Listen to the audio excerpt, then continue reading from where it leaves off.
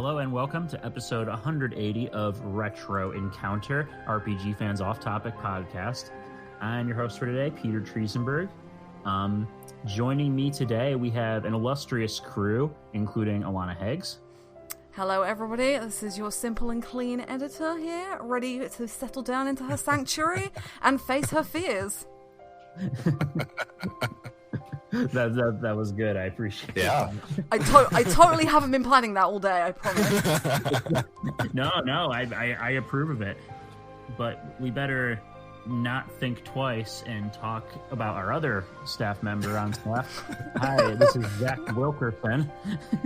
Hi there. Is your icon from Xehanort Saga or from Suikoden? Suikoden. Okay, it was a toss-up. I couldn't tell if that was supposed to be Jin or not. But shoot, okay. I haven't played Suikoden. Can you tell? What? No. It's on the list. I have 1 and 2 on my Vita. I mean, I can point you towards 2 episodes if you want to listen to Suikoden 2. I think I might just have to do that. Oh, it's amazing. Oh, it's amazing. But if we spend here talking about my backlog, we're going to be here a long time. So we should probably talk about the actual subject, which, in case you hadn't figured out, is Kingdom Hearts 3, the long-awaited conclusion to the Dark Seeker saga of the Kingdom Hearts series. Not the series as a whole, just this story arc of it. Yeah. It's here. It's been a long time coming. Kingdom Hearts 2 came out in 2005, 2006. And this game came out in 2019, so I've been waiting for this a long time, you guys. A minute. Yeah. Yep. Not that there haven't been Kingdom Hearts games in the interim, and if you haven't played all of them, you're going to be very confused. True. But that's what we're here to talk about today. We're going to talk about our likes, our dislikes. We're going to go through. We have a long bullet point list of plot points we're going to hit up and talk about, and it's going to be fun. So. The first item on our agenda, we're going to talk about. I'm going to ask each of you, how much were you anticipating Kingdom Hearts 3? I know that Zach, you reviewed it for the site. I did. Do you want to start us off? I mean, I actually hadn't played Kingdom Hearts much until about a couple years ago, and I got the remix discs along with like 2.8, and I sort of spent my summer just sort of entrenched in Kingdom Hearts. I had like gotten to Halloween Town, I think, in Kingdom Hearts 1, and then I fell off of it.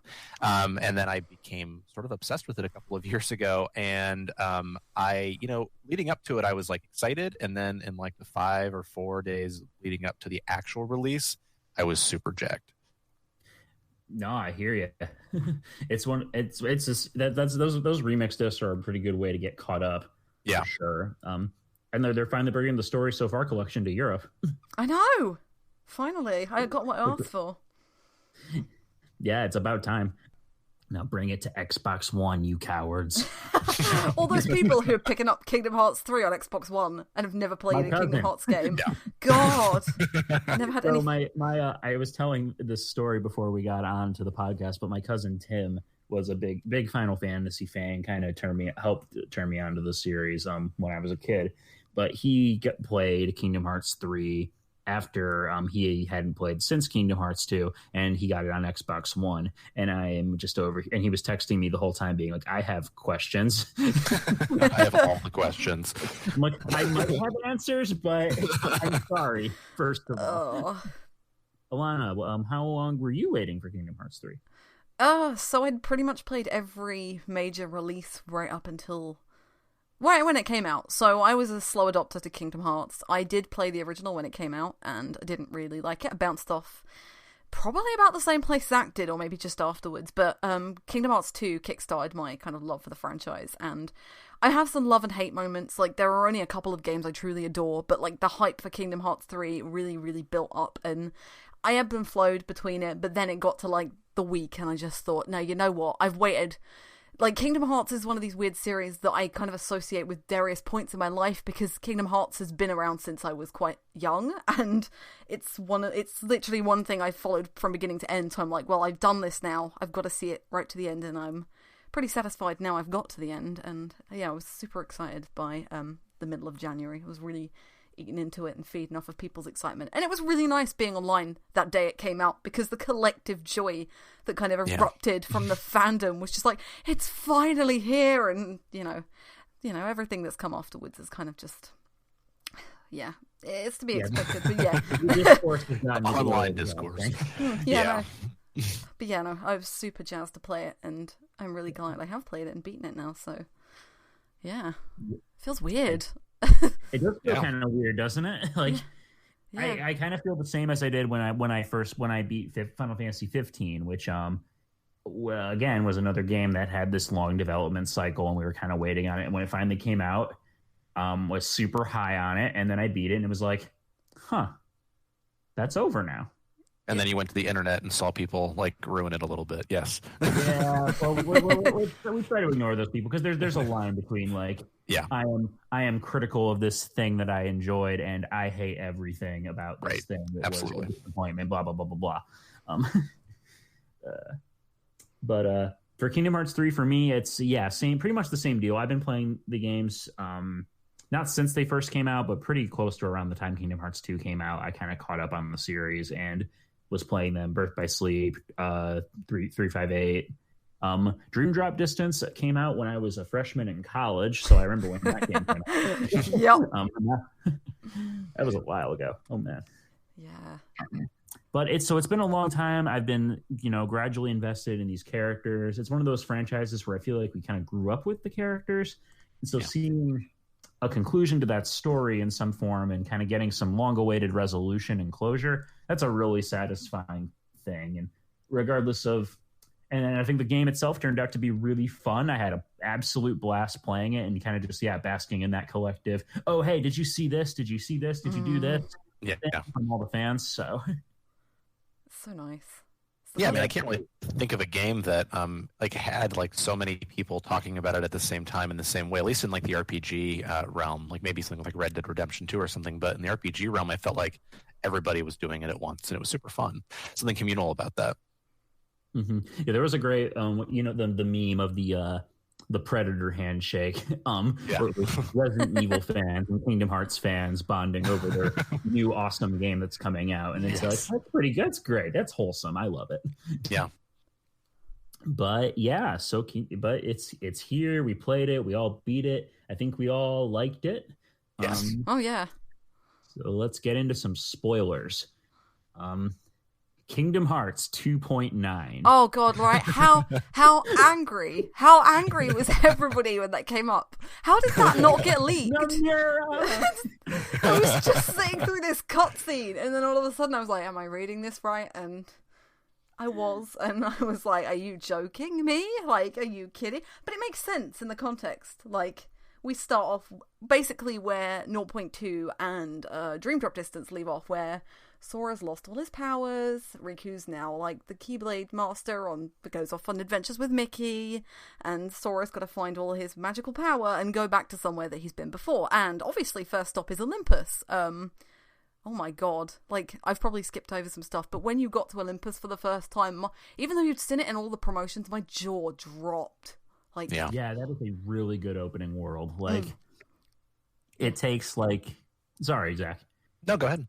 I was saying it takes, because it's just a world that it's been in a lot of the Kingdom Hearts games, and it's usually a battle arena type area, and you got to explore a bit of the underworld in Kingdom Hearts 2, but 3's version of Olympus, oh man, you get to you get to explore the city of Thebes, you get this whole Mount Olympus area to run up, you get to explore like where the realm of the gods. It's like it is a massive, gorgeous, vertically stacked world that's just so fun to explore. Yeah, and I thought it was a great like tutorial world too, because it wasn't as open as like Corona, so you weren't going to get lost in it, but it had enough variation in like the types of things that you were doing that it allowed you to sort of play around with the different mechanics in ways that made sense. So I thought it was a really effective opening world.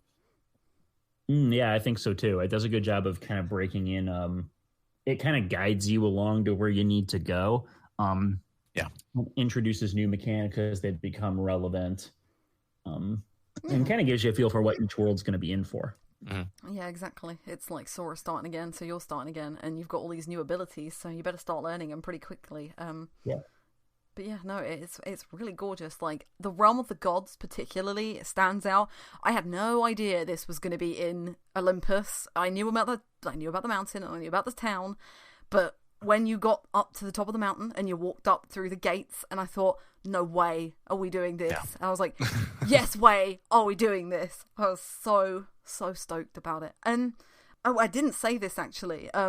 Kingdom Hearts 3 does not it doesn't stumble out the gates at all. It like goes straight in. Like, I think this series is notorious for having really long tutorial sections and really long introductions or really slow introductions. Kingdom Hearts 3 is straight in there. 15 minutes of cutscene and you're in a world and you are doing stuff that you would be doing about an hour or 2 or 3 into any of the other games. So yeah, really, really makes a strong first impression with Olympus. And yeah, no, like, I couldn't get enough of it, and I thought, oh my god, is this what the whole game's going to be about? And the Disney World quality, and I'm sure we'll reiterate this throughout, is probably consistently the best in the series, I would say. Like, yeah, there's no competition for me. Even after coming off of Kingdom Hearts 1, and where I hated nearly every world, Kingdom Hearts 3 is like the total opposite. Yeah. We have come a long way since Deep Jungle in Wonderland. And Atlantica. Yeah, we'll get onto swimming later. Now, this is the first Kingdom Hearts game I've played since the revelations that James Wood is a complete arse. So, like, yeah, I had no love for that at all.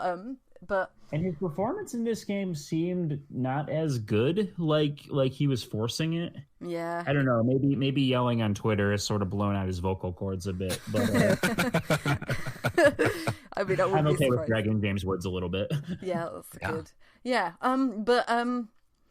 I mean, the only thing I think that this is basically just to kind of set the scene for Sora and get him kickstarted and try and find this power and things like that.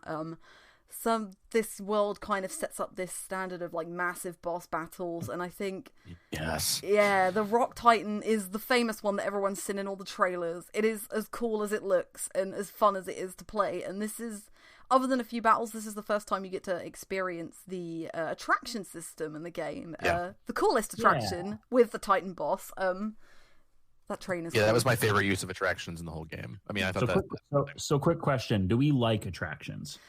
I mean, I use them. I use them a lot because they're kind of busted in terms of like your inability to take damage when you're doing them, but like they're slow and they certainly slow combat down. And this is something that I talked about in my review. You really did them, but you know, I don't know, they were fun at first, but after that ship went back and forth over and over and over again with the pirate ship attraction, I was like, okay, I could do about this.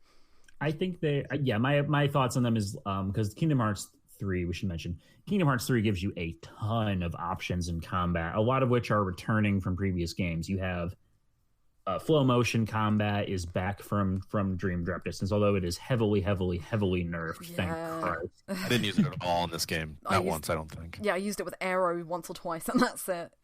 I think it's the only place it's really fun to use is in San Francisco, but but yeah, it's and then you have Link summons, which are like, again, they're a form of this game's version of summons, which are fine. Yeah, this game has never really excelled at the summon thing. Like, 2s were fun, and they at least had their purpose, but like 3s again didn't really. Like, how do you use Wreck-It Ralph? Is that like I don't know. I've tried to figure out Wreck-It Ralph's.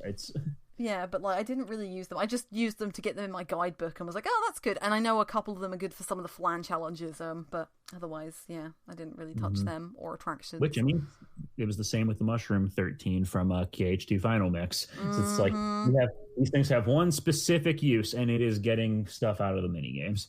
And you also, shot locks are back. I like those. I really like shot locks. Yeah. They were my favorite thing from Birth by Sleep. Mine too. They do massive damage here too. So yeah, they're really useful.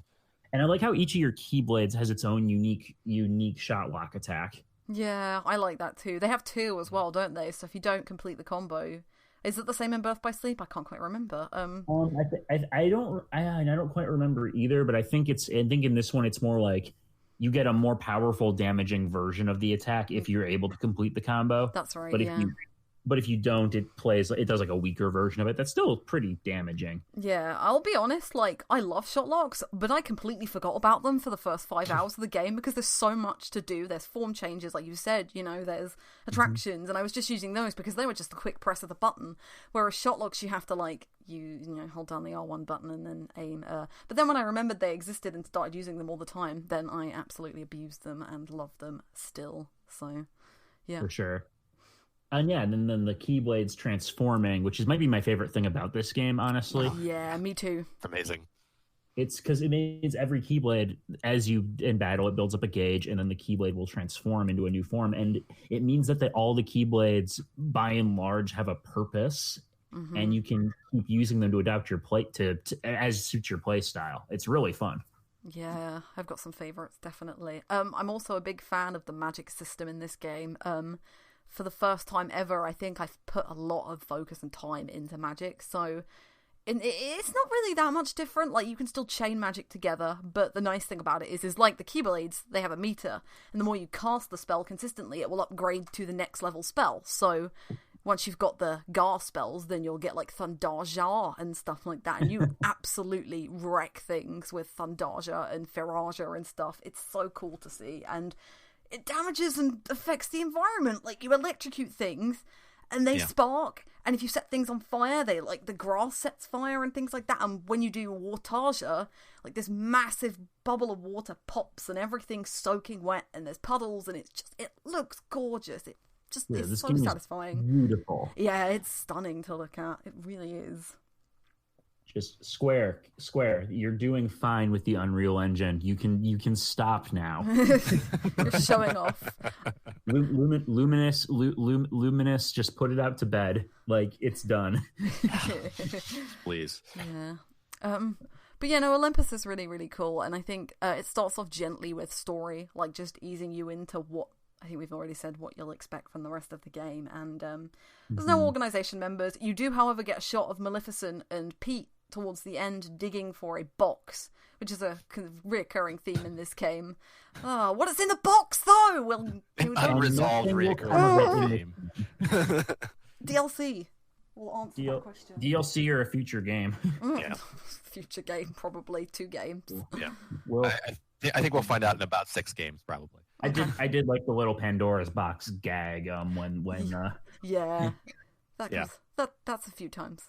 It's just Pete and Maleficent are just, well, Pete in particular is not bright, but no, he's not. Yeah. But it's nice to see them.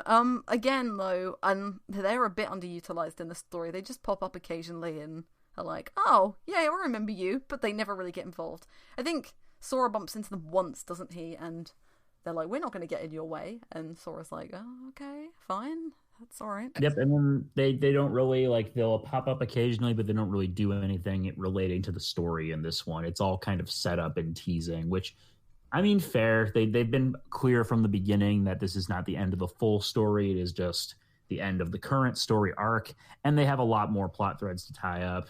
Mm-hmm. And so I'm not too put out by that, but it is just it is a little weird, like yeah, especially because they did it in the first world. And correct me if I'm wrong, but is this like a time traveling Maleficent from like Union Cross? I wasn't sure. So there's a whole other can of worms that I don't really have the answer to, because the Union Cross storyline is not very accessible.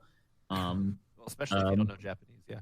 Yeah, well, and you can look up translations online that people have offered, and I still am not entirely sure how Ventus is 2,000 years old or how Maleficent can time travel or any of that stuff. Yeah.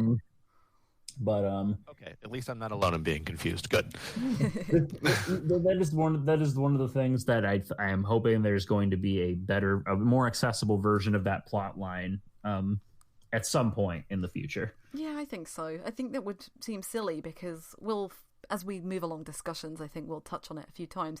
Union Cross is extremely important to the story of Kingdom Hearts 3. The prequel games are extremely important to the plot of Kingdom Hearts 3. Inaccessible content and mobile games are extremely important to the plot of Kingdom Hearts 3. And that is kind of scary on top of like 9 other games. It's a bit much. Yeah. you better done your homework, kids. Really. Yeah, and we should be fair and like, yeah, you can try and jump into the game and try and make sense of things, and I think it's a perfectly accessible and fun game to play, but yeah, you if you haven't played probably, I would say, most of the series, and you are going to be confused, so I think, it's a saga that's been set up to be experienced complete. But once we get past, are we done with Olympus? Do we want to move on? Pretty much, I think. Apart from the Titans, which is a semi-cool boss. Fight is cool. Yeah, it's cool. The tornado's frustrating, though. I have an issue with a lot of the boss fights in this game, but yeah. The tornado one is a little frustrating, yeah, because you have to like use the pinpoint, like the way, what is it, the warp thing kind of thing. Yeah. It's like the half shot lock thing, right? Yeah. Yeah, that is a little frustrating to figure out like what to do ultimately in that fight. But hey, they were big. I like big boss fights. Yeah. That was cool. Also, the command that tells you what to do. Clash with the Titans. I'm like, yes. I like that. Yeah. A+ to whoever came up with that. Yeah. Good translation. I dug it. Very much so. But yeah, so once we get out of Olympus, we cut to a little scene, and all of a sudden, we are playing as Riku, ladies and gentlemen. Yeah, finally! Yes. Woo! Our boy is all grown up. He's in the realm of darkness, and there is a giant tornado made of Heartless. Oh. And they are very, very proud of that giant tornado made of Heartless, because it comes up a lot.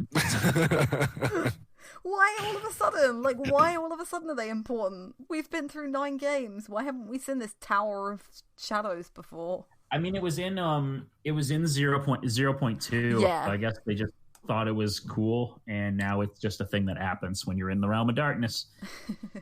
Yeah.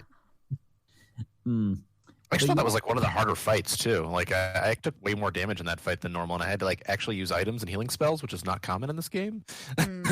Or maybe I'm just bad at it. I don't know. But yeah, that was like the one time where I was like, "Hey, I'm like taking a lot of damage here." No, it throws you for a loop because Riku has shortcuts assigned, but they're different than how I had my shortcuts assigned. So I kept my items. Yeah, Riku plays slightly differently as well. He's not as floaty as Sora, so. Yeah, I found so anyway. I want to actually touch on that for a second. The floatiness is the combat has been a thing because Birth by Sleep and Dream Drop Distance both had that problem because it was they're developed by a different team, the Osaka team at Square, and it's been kind of a sticking point from fans who are a big fan of how precise Kingdom Hearts 2's combat is. Although Kingdom Hearts 2 had the same criticisms at launch, you guys. Yeah, it did. Over it. But what do we think? Is Kingdom Hearts? I think Kingdom Hearts 3 is a step in the right direction in terms of how precise your control is. I mean, to be honest with you, I do. Having played Kingdom Hearts 2 sort of recently, I thought I liked the combat a little bit better in Kingdom Hearts 2 in terms of like a pure like skill based thing. But I think part of that too is like this game doesn't really require that you like learn how all the systems function together. Whereas like I think about like the data fights in the final mix for Kingdom Hearts 2, and I had to really learn how to play that game at that point. Because I think I have like rose-colored glasses when I think about it, because like the main story of that game, I don't really think that I struggled with that either. And I think that when I think about Kingdom Hearts 2 combat, I think about like those super difficult, almost like DLC type fights now. Which right now doesn't really have yet. Right. Exactly. That will probably be coming. Yeah. So I don't know. I think that I still prefer that and maybe Birth by Sleep a little bit more in terms of just difficulty. But like this is just like over the top nonsensical fun, which I think is what Kingdom Hearts 3 or Kingdom Hearts is about. And I think that it executes that as well as a Kingdom Hearts game can. And it was just like a blast. Even if it wasn't hard, it was a blast. The combat was. Yeah, it's totally fair. Yeah, I would agree. Kingdom Hearts 2 really, really does nail combat. 3, initially, when I started playing it, Sora's running and walking really threw me for a loop, because... It threw me at first, too, yeah. Right, yeah, because there's kind of like... It's almost like there's an 8-axis thing when you first start, and then once you run straight long enough, Sora will start running faster, which is great, and then you get a bit more fluidity. But before that, you have really jaggy, angular, like, directions you can walk in, and it felt really odd. I got used to it after a while, but those initial, like, couple of hours were like, oh, okay, like, this feels different. This feels slightly different. Yeah. it stopped being a problem for me once like you said, once you got used to it. But when you're in the Station of Awakening to do the whole, what do you accept, what do you give up thing that is kind of a Kingdom Hearts staple. That's when I try to move slowly during those, but just because I'm trying to be like feel the atmosphere. I love that music. And I'm like, but then that's when I was really noticing. Oh yeah, Sora can't really quick turn it like on a dime when you're moving slowly. It does look kind of janky. But when he kind of picks up speed like almost like like in Okami, like how in Okami, like when you start running and all of a sudden then there'll be the little puff in the Trail of Flowers will appear behind you. Yeah. It's like that's what it reminded me of. It's like a Mario Kart slipstream. Yeah, exactly. Yeah. Sora runs fast enough that he creates a little jet stream behind him. We're now left with a situation where Riku's Keyblade is broken in the fight with the Heartless Tornado, and he and Mickey decide to retreat. To pick up their search for Aqua and the other Keyblade wielders once they have better gear. We cut to a little scene of Axel and Kairi training to become Keyblade wielders, and I like that scene. Yeah, they give Axel some really endearing moments in this game, and he's a fan favorite anyway. They do set Kairi up a little bit, and I'm sure again we'll come to Kairi because one of my big complaints hasn't been addressed. One of my wants. That is my major sticking point. Yeah, but it was a really sweet scene. It is a sweet scene. Quentin Flynn's such a good actor, like, and he really sells the emotion of that character. Like, oh my God, he does not sound like he's aged. What the hell's going on? I can still hear Raiden from Metal Gear Solid 2. I'm like, I think Quentin Flynn might have found the Patrick Stewart secret to immortality. I agree. But just the way he, like, when he looks at Kairi and suddenly sees Xion. Like, and he just starts crying uncontrollably, like, and he doesn't know why. Like, that scene is really that hit me hard. Because I love Xion as a character, so I was like, it's gonna be okay, buddy. You're gonna find her. And Sora gets a cell phone, ladies and gentlemen. Right, with the best ringtone ever. And of course, Sora doesn't know what a cell phone is because his game came out in 2002. My favorite out of context thing in this game is just Sora getting his phone out in like what, the 17th century Caribbean and taking selfies, and then Jack Sparrow's just like, what are you doing? It's like, what? None of the characters from stuff like Tangled and stuff, they don't know what it is, so they're just like, what? Selfie mode is one of the best features in this game, and I was not expecting it to play as big a role as it does, but with all the lucky emblems, the hidden little things you have to track down. It was really fun. I had so much fun picking them up. Took way too many selfies with all the Disney characters, because why not? But the Lucky Emblem stuff, I thought, could seem like a chore, but most of the time it was just like exciting to find it. Except I will say that Goofy told me over and over again he was going to help me find the next Lucky Emblem, and he lied every time. Goofy, you are not helping me. Yes. Donald was helpful when he called out the ingredients every 30 seconds. But this looks like a good spot to find some ingredients.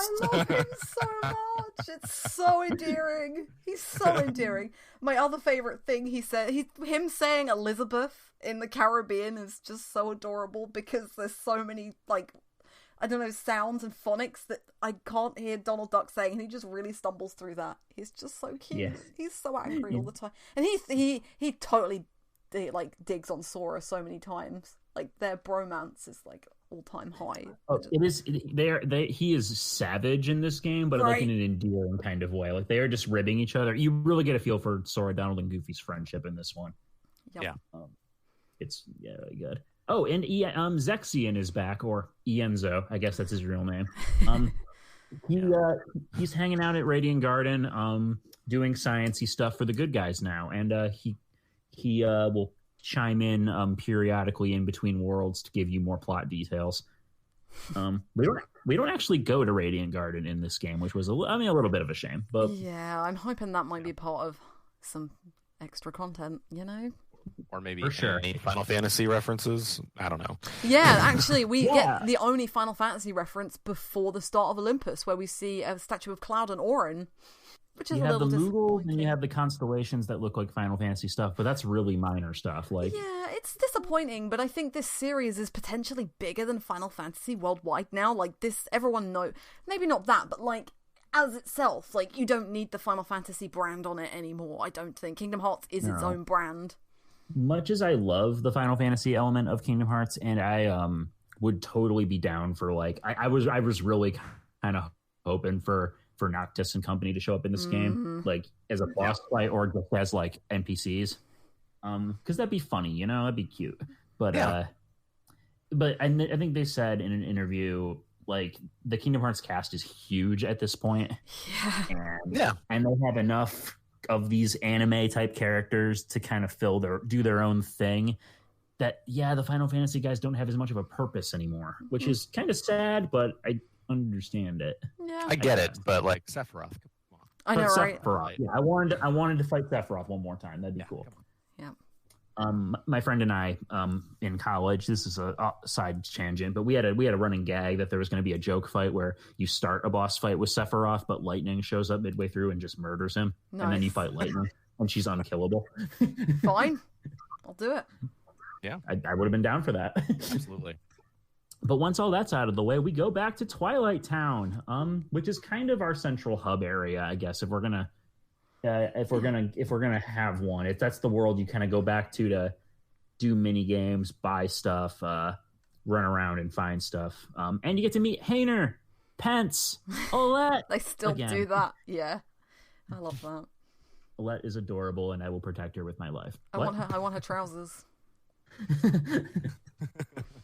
They're actually really fun in this game. They actually get a little bit of main plot involvement. I was surprised. Yeah, I like the way they want to find out who Roxas is. I think that's a neat touch after everything that happened.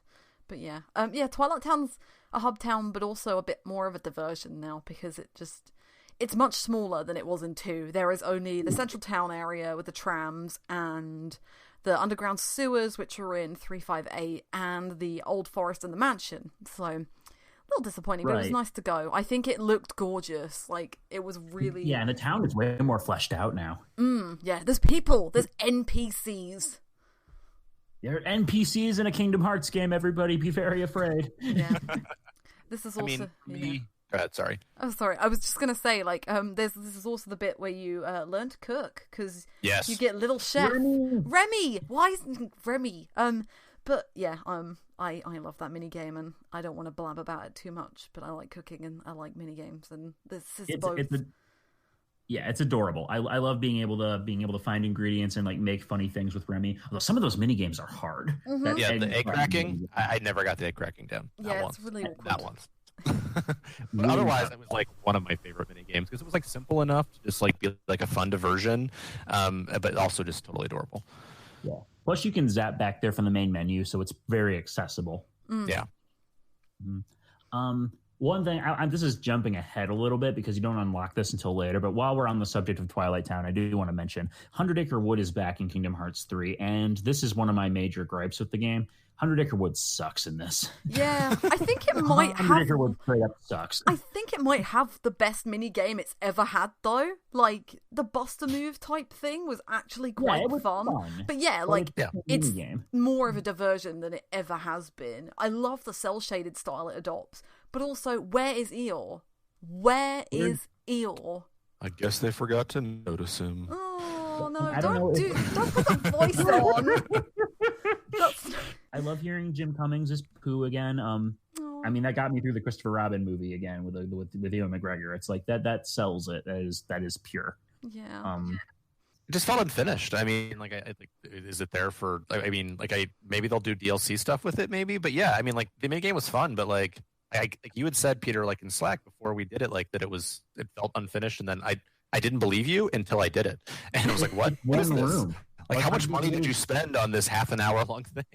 100 Acre Wood is one room with one mini game that you clear the entire world in 20 minutes. Like, it's kind of disappointing, and because you don't collect pages anymore to unlock more of it, which was kind of a component of Kingdom Hearts 1 and 2. Granted, I think 100 Acre Wood wasn't kind of an optional thing that some players may have skipped when they were first playing these games. But if you're going to include it, you might as well go all in with it, you know? Pretty much, yeah. I actually thought it was mandatory this time around. It's not, but the game like sells it to you as if it is, and I would always do the first section of 100 Acre Wood anyway the first time I get access to it, and this time to do it and then finish it, I was like, oh, okay, right next. That's it. Yeah, it's a shame. I can't help but wonder if this has something to do with them trying to sell the game in China now that video games are a thing, because I don't know if this is a thing. China's president or whatever has kind of a thing about people comparing him to Winnie the Pooh, to the point that they had to censor out Pooh's appearance in the Chinese version of Kingdom Hearts 3. What? Yeah, no, this is a Did thing. not know about this. Winnie the Pooh is blurred out of focus in the Chinese version of Kingdom Hearts 3. Really bizarre, and I don't know. I have no facts or anything to back up why 100 Acre Wood turned out the way it did, but I gotta wonder. Yeah. But moving on to things that are good. Yeah. Toy box. Yeah. Yes. Toy box. Oh my god, I was so worried about the Toy Story world because all the trailers had sold it like a big shopping mall. No, I'm wrong. It's so good. It's perfect. Oh my gosh. Oh my god. Yeah, it's so my favorite fun. world. Yeah. I think it might be one of my, if not my favorite world, easily one of the best worlds in the entire series, bar none. So I mean, jumping into toy robots and shooting stuff. I mean, like, I didn't think that would work. Like the FPS elements, it was just like super fun. I love how there's like 4 different robots as well. So you've got one that's like long range, and you've got one that punches. Like one of the special moves is like charging into people. It was so fun. But I do love how Toy Box is. We're introduced to Toy Box is probably one of the most important things. Oh my god, did anybody scream at the beginning of Toy Box for Verum Rex? What? Nomura has some hang-ups about the Versus 13 project, I think.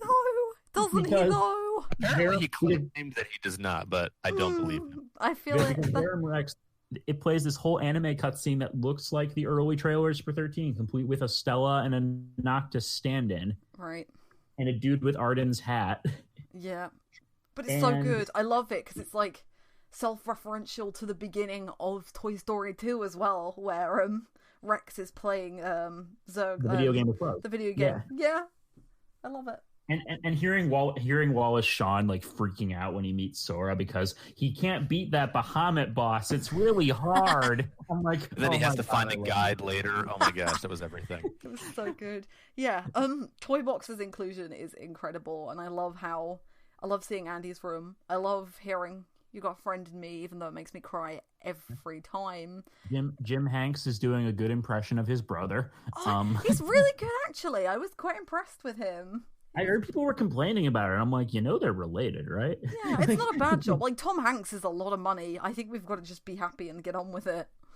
They had to shell out for Rutger Hauer to replace Master Xehanort. Like, that's the voice actor budget right there. This is my favorite voice acting thing in this game. I love it. He's not very good, but I love it. No, he is unfortunately no Leonard Nimoy, and that's a shame. Because Xehanort was a very compelling character, largely because of Nimoy's performance, I thought. Mm-hmm. But alas, we can't always have nice things. Young Xehanort pops up again. Yeah, I was just about to say, this world. So I hope you're paying attention to Dream Drop Distance and its time travel bullshit. Because it's back. Yeah, I can't do this anymore. Yeah, I was kind of. I like the way that he's aware of the of Verum Rex, and there's a whole section where Sora is actually transported within Verum Rex, and you have to do all those fights with the robots, which is really, really cool. That's towards the end. It's a fun minigame. Fun. My standout moment in Toy Box is when young Xehanort takes Buzz away, and he's going on about something in front of the whole party with Buzz captured, and Woody walks up to him and he's just like, "I don't know what you're talking about, but I don't care." And I'm just like, yeah, this is Kingdom Hearts, guys. Just Kingdom Hearts in a nutshell. I don't know what you're talking about, and I don't care. Yeah. Woody is not having your JRPG villain monologues, sir. But there's just so many little fun gimmicks in Toy Box. You've got like the playpen area, you've got the section in the toy store where you've got all the Dissidia figures, you've got all of these robots, you've got everything, and just it was the helium. The helium. Oh my gosh, I forgot about the helium. Yes. Yeah.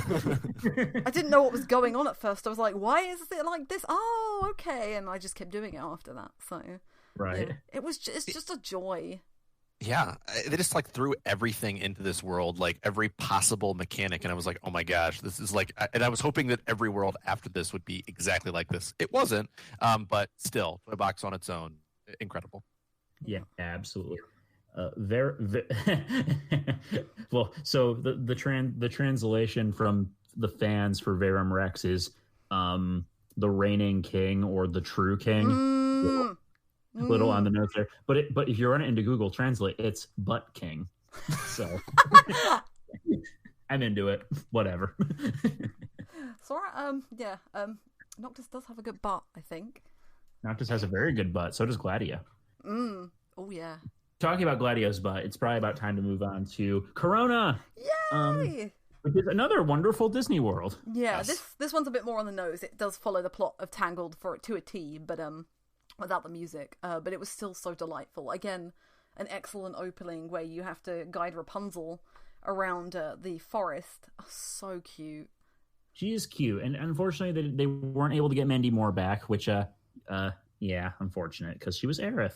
But the person who's doing the stand-in is doing a good job, and Zachary, what's his name? Zachary Flynn? Levi.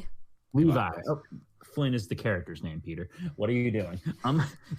Most of the cast comes back, which is pretty cool. It is good. Yeah, it's a lot of fun. This was probably one of the visually the most beautiful worlds. I think it just really so pretty. It looks almost T for T the film. It's spot on. Yes. And it felt like the most like JRPG world to me too, because just like how open the areas are, and I feel like I probably missed the most chests there, but it was just fun to explore, walk around. Trying to find the lucky emblems in Corona was like giving me a headache. Yeah, there's so much to look at. Yeah, like, and you have like this medieval, like this whole town area to run around in and do stuff in.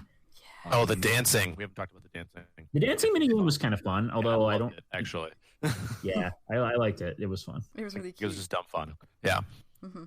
This is when we also get to meet another organization member. Marluxia shows up in Corona, and a new enemy, nobody enemy type. The Reaper buddies, which I thought that was cool. I'm glad we got new nobody enemies. Me too. Yeah, Marluxia is one of my favorite org members because he's fabulous. But he is. Yeah, I really like seeing him. I did think it was really funny though that because of the events of Chain of Memories, obviously Sora has no idea who Marluxia is. So we've got this villain. He's just like, "Who are you?" And he's like, "Oh yeah, you don't remember me. Well, I'm not going to tell you anything." But I remember you very well. Yeah. I feel like how you can just snap his fingers and put Sora to sleep, and for some reason they never do that again. But whatever. Like, you think that'd be useful during the Keyblade War? Like Marluxia can just be like, "Okay, Sora, sleep now." This is when things get really, really interesting because he says that he wants Sora to not get involved with anything because he wants Rapunzel kind of protected. So he's leaving Mother Gothel to save her, basically. So you get this idea that they're also after the 7 lights or the 7 new hearts, I think they call them. Which is obviously a reference to the 7 Princesses of Light, but also at the beginning of the game you have this setup where the 13 Darknesses versus the 7 Lights, and now you're thinking, well, what's going on? Yeah, it's like because Xehanort is big on like having backup plans, so he's like, well, if you fuck up because you're Sora and that's cool. Hasn't it been 9 games of backup plans now?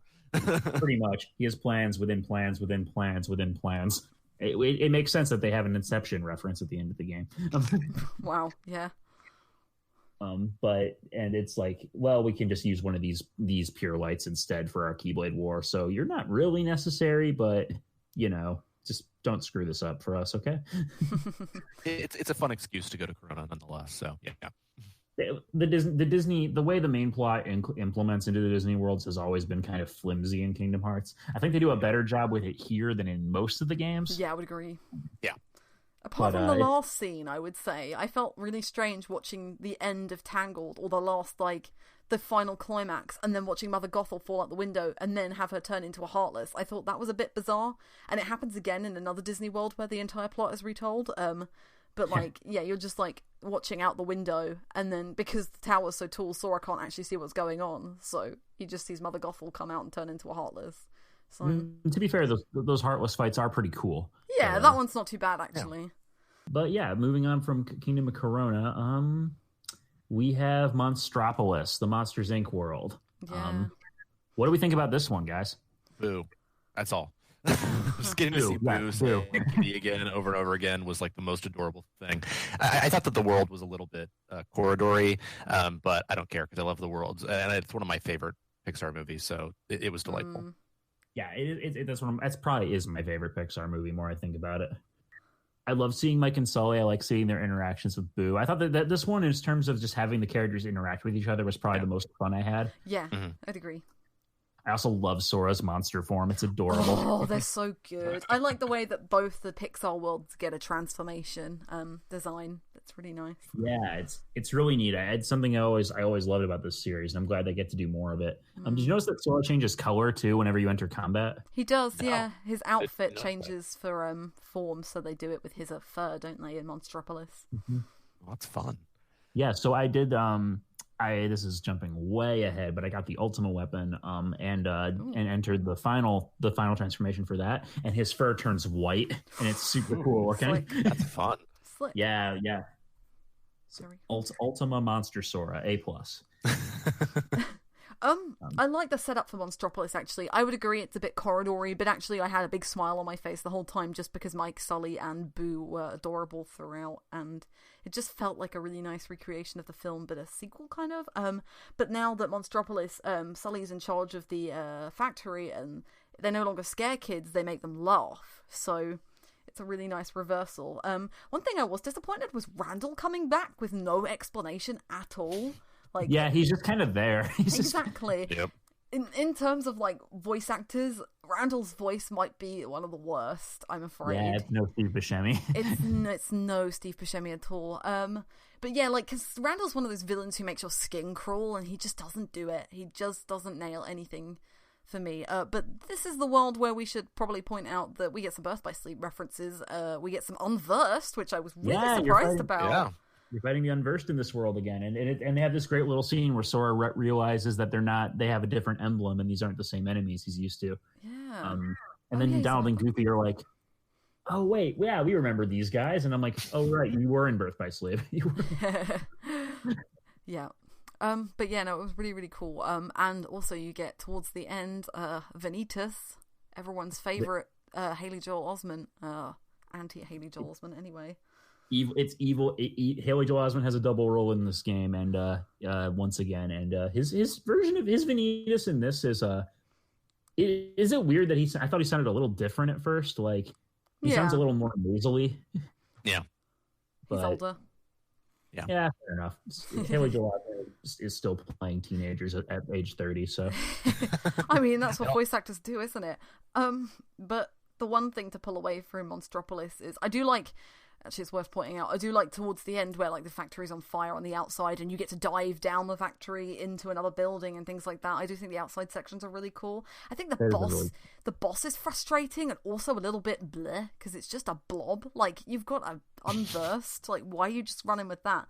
But Vanitas at this section tells you, because Sora is also looking for the Guardians of Light and he's trying to save Roxas or Vanitas or somebody, and then Vanitas tells him, Ventus, so Vanitas tells Sora that he has another heart inside him, so he's his brother, he has Ventus inside him, so that's another thing that you get dropped in very slowly, and I really like that scene in general, because you're getting like, it's cool seeing Vanitas back again, but it's cool also how it ties in and kind of explains some of the plot of Birth by Sleep to Sora. Yes.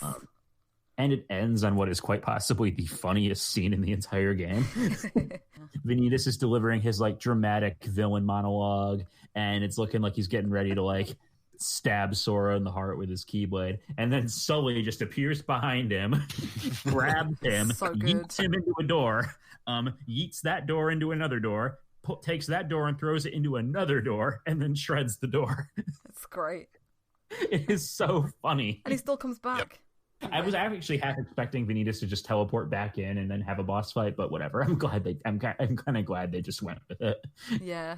One thing we haven't mentioned on the back of the gummy phone, because this reminded me, I do love the loading cutscenes in this game, that they're all basically Instagram posts. It makes me laugh so much. They're so cool. And my favourite one is the one at the end of Monstropolis where it's Sora looking at Vanitas and he's just like, who is this person? And then one of the like hashtags is awkward time to find out, because it's the bit where he finds out about Ventus being inside him. There's also, I just find so many of these really funny, like Zexian's one of his is like Zexian 6, former organization member or something like that, and I'm just like, I'm here for this. Like, this is quality content. Hey Axel, why are you still wearing the uniform of the maniacal death cult we rescued you right from? Comfy. It's comfy. Yeah. I feel like everybody just keeps it on forever. It's a fashion statement at that point. Yeah. Is this a good point to talk about the gummy ship? Oh yeah, let's do that, because the gummy ship section in this game is kind of awesome. Yeah, I was really surprised. I think they finally got it right. I mean, okay, I liked the shmup sections from Kingdom Hearts 2, and when you enter a gummy ship fight, it is kind of like that, although a little more horizontal and less when it's less like you're going through a shmup section and more like a Space Invaders. Yeah. I mean, I'll be honest, I still ran into like way too many rocks and could not figure out the controls for the most part, and I just use like the same gummy ship the whole time. I'm not even sure how you get blueprints in this, but you buy them from Huey, Dewey, and Louie. Yeah, figured it out towards the end. They're in Twilight Town, and there are special hidden ones you can find by doing objectives in the gummy ship sections. My favorite is how like you can have like and someone posted that they made like they basically recreated the bistro, Remy's bistro, but in gummy ship form. Amazing! That's so good. And it's got two little like ice creams as the mini ships. It was fun. Yeah, I mean, the thing I love about these is that I don't mind actually the Kingdom Hearts 2 ones because they're fast. I think my issue with Kingdom Hearts 1's gummy ship is that it's so slow. But this is open world. Like, you can fly in any direction. You can go where you want. You don't have to fight anything, just the occasional boss. It's just... Mm-hmm. And there are actually loads of optional bosses, including one that's a really cool reference to Einhander. Yeah. It's actually one of the secret bosses in Kingdom Hearts 2, in Kingdom Hearts 3. Blah, blah, blah. The gummy ship is the best it's ever been, and I spent like probably at least an hour between worlds every time just flying around. It was so much fun. I did too. It's also the best way to farm for Keyblade upgrade materials too, because you shoot asteroids, you get items for it. That's right, yeah. One thing I do say though is you can farm money there really easily. I didn't spend a lot. I did not spend a lot of money in this game. Like, I don't think I bought a single potion through the entire playthrough. I did, but only because that's the only way to get one of the orichalcum you need for the ultimate weapon. There you go then. Well, I'll be doing that then. and it's a random drop from the postcard, so you're going to be reloading your save. Oh, okay. Good luck with that. It's it's a little tedious. I think there's actually is a faster way to do it, but whatever. I was lazy. Gummy ships aside, do you want to move on to the next Disney World? Let's go for it. Why don't you just let it go, Peter? I can't let it go. I can't let it go. Arendelle sucks. It is definitely the weakest world, I would say. I don't think it's bad per se. I think it looks pretty. I think the enemies are cool. I really like the boss at the end, actually. Best boss in the game, I think, personally, other than all the end gauntlet. But the pacing of this world is so weird. And you want to talk about Disney worlds that just are repeating the plot of their movies, but with the occasional weird diversion. You have to watch Let It Go in its entirety. It's watch. Yeah, I don't mind the song actually. I kind of love it, but I loved it about 5,000 listens ago. But yes, but I think the issue is like they're just capitalizing on the success of Frozen. But you've got to bear in mind as well, someone's got to play through 10 hours of a game before they get to this section. So like, I don't know why it's the whole thing. And it just kind of defeats the object. And then there's like Sora and Donald and Goofy getting blasted by blizzards. Just like, is that Elsa's voice? It's like, this is just so bizarre. This is the most meta this series has ever been. And Yeah. And like the song ends, and Sora's like, I don't know what I just saw, but wow. And I'm like, oh my god, game. Yeah. Larkseen is back too. Everyone's favorite "Step on Me" queen. Sorry. Didn't mean to say that out loud. You just exposed yourself there. Something like that. Oh, then this is a family-friendly show, Peter. Larkseen is probably my least favorite organization member of all of them, but she's back for some reason. I think she's pretty cool in this, actually. I think she actually does something in this. Yeah, exactly. So she also gets a unique nobody, which is really, really cool. She builds an entire ice palace out of magnetism and electricity, which I don't think that's how science works, but okay. I think that was meant to be. I think that was meant to be Elsa's castle, and they weren't allowed to do it. But I don't have anything to back that up. Yeah, I thought it was a cool section that kind of came out of nowhere. Yeah. I did really like it.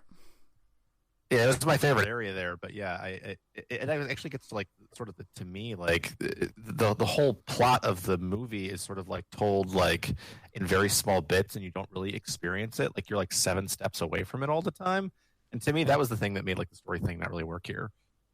But I think it's gorgeous. It's just a shame because you have Frozen, which is partially set in a town and up a mountain, but you never go to the town. And if Corona can do it, then why can't Arendelle do it? And it's pretty disappointing that you have to climb up the same mountain 3 times, albeit different ways, but it's just like you have a rich source material that is extremely popular with the Disney fan base, and they don't really capitalize on it, I don't think. No, I agree. It's like you said, it's probably the weakest world in the game that isn't 100 Acre Wood. Yeah. We also have 2 Princesses of Light here, because why not? Yeah, right. Well, that makes sense. They are both main Disney princesses. Exactly, they are. I do, however, enjoy the return of the reindeer. I do love him. Yes. Sven. There you go. Sven. Yeah, yep. Sven is a good boy. Sven is good boy. Max in a Corona is better though, because he actually wags his tail and is really cute and punches Flynn. Marshmallow joining the party I didn't see coming. I thought he was a cool boss. It was an okay boss fight. But as a party member, I was like, huh. Yeah. Why isn't Elsa the party member? I know, right? Elsa's like almost a template RPG party member, isn't she? It's almost expected. Yeah. But Marshmallow does so much damage. It's ridiculous, but he also takes so much damage because he's just a target. Like, you're going to go for him, aren't you? Yeah. But that fight with the giant wolf thing where he has to like push up the bear, it was very Nordic. Like it reminded me of like the full Fenrir thing. It was super cool. It was really cool. That is definitely the best Heartless boss fight I think in the game. It was actually the only one I found a little bit challenging. Like you took some genuine damage. I mean, I didn't die, but because I was playing on standard, which is standard difficulty in Kingdom Hearts 3 is definitely a little too low. It was definitely the part of the fight I had the hardest time with. Okay, so any final thoughts on Arendelle before we move on to the best world in the game? I'm ready to move on. Yeah, I'm ready. I'm ready for the Caribbean. Yes. Caribbean. Oh my God, Pirates of the Caribbean. Yes. I was really disappointed when this was announced at E3. I watched it and I was like, are you kidding? I don't want to come back to Caribbean. But then they showed pirate ships and I just completely forgot about everything else. And the Caribbean is ridiculous. It is literally a game in itself. It's so it's like good. You have a whole mini open world ocean to explore with all these hidden little islands and stuff to find. The ship combat's actually really cool. It is insane how much content they put into this. You get to explore basically all of Port Royal, including the fort. Yeah. It's massive. I love it. You get to fight Davy Jones, which is this has been my pipe dream for if they ever did pirates again in Kingdom Hearts. I've wanted them to do that for the longest time. Well, it fits, doesn't it? Because this is where the box thing comes up again. Because Davy Jones' heart is in a chest, and Davy Jones is heartless. So it writes itself, and I love how I do love how when they open the dead man's chest, Vexen and Luke Sword are like, they look at the actual heart, like a beating organ heart, and they're like, ew, that's what we were looking for? That's not a heart. And I'm just like, oh my God. Not all white like Kingdom Hearts, no. I love the art style for the Caribbean as well, because one of my bugbears with Kingdom Hearts 2 was you had this like really semi-realistic art style coupled with Sora, Donald, and Goofy in full anime Disney cartoony style, but here you have a full realistic style Sora, Donald, and Goofy, complete with furry butt feathers on Donald. Important. And yeah, it was just perfect. It looks great. Plus, underwater combat gets introduced in this part, and man, we have come so far from Atlantica, guys. So good. It's so good. Like, ranged attacks without moving. You go towards the enemy if you need to. Like, I mean, yeah, 17 years is a long time, but you've nailed it, and someone's actually done it right. Those areas are really fun to explore as well, and just, like, I picked up more treasure chests than I thought I would here. I was really worried I'd come away with, like, 10 rather than, like, 30. But, yeah, like, I just loved exploring the underwater areas, figuring out all the mechanics. I love how magic functions underwater as well. You can't use your forms or anything under there, which is fine. You don't really need to, because you never really get overwhelmed. But, yeah, I don't know, I just totally fell in love with the Caribbean. I spent so long on the ships. I did too. Like I was in that world probably the longest out of all of them. Definitely. Yeah. I mean, like I was trying to finish it for review, and I was like, nope, I'm gonna go play the ships for a little while. Yeah. I do wish they'd done a little bit more of the pirates' music, because Dead Man's Chest and At World's End both have some of Hans Zimmer's best music, and they don't really play with any of them. Or even the main Pirates theme isn't present. Like they never do that really iconic track, which kind of sucks because Kingdom Hearts 2 did it. Yeah, but then there's MIDI horns. It sounds good. It was awful on PS2. It sounds great in the remix version, though. Yeah, it did. They kind of didn't do enough with the story for me either. Like, that's my only little thing. And I think maybe a reoccurring thing with this game is the Disney worlds probably feel more disconnected from the overall plot than they ever have done.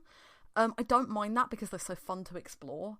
Yeah. But this in particular, this has got some of the most outside involvement out of any of the worlds, I would say. But they don't really do anything with Davy Jones. Like, there's not really like a whole, oh my god, you don't have a heart thing? Why does Davy Jones not have a heart? Why is he not heartless? There's no like big conundrum about that, and then there's not like a discussion between anybody. No. They kind of like, other than like Vexen and Vexen being like kind of curious about it. Like that's really the only time it comes up. The only I like Luxord. I'm gonna call him Luxord because that's better. Why is it Luxord? Like, who decided that? Who actually made that? Just because it's Lushu? Like, why does every LU have to sound like Lu? It doesn't. Yeah, I don't know. I didn't. But he's still one of my favorite org members, and he is great in this.